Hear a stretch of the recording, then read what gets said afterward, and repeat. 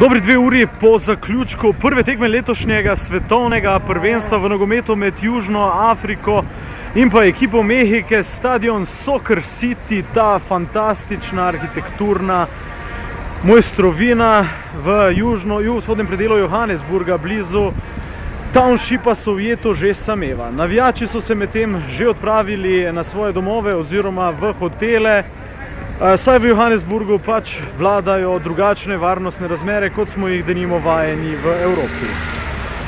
Tako tukaj v Johannesburgu ne bomo videli klasičnih navijaških con, veseljačenja, popivanja in pa petja dolgo v noč po tekmah v okolici stadionov.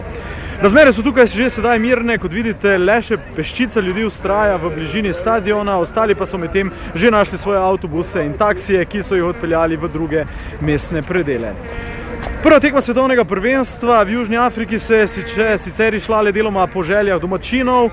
Vsi so si želeli zmage, na koncu pa se z Mehiko razšli z rezultatom 1-1. Že jutri bo v Johannesburgu nova tekma in to pomembna tekma, v kateri se bosta pomerili reprezentanci Argentine in pa Nigerije, obe izjemno močni ekipi.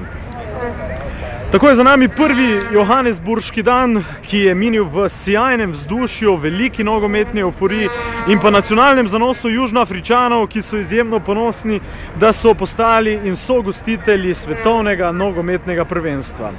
V ozadju morda slišite vuvuzele, njihove značilne rogove, ki so danes prepredali zrak ves čas. Zagotovo jih bomo veliko slišali še do konca tega svetovnega prvenstva. Toliko za nocoj iz Johannesburga in lep pozdrav v Slovenijo.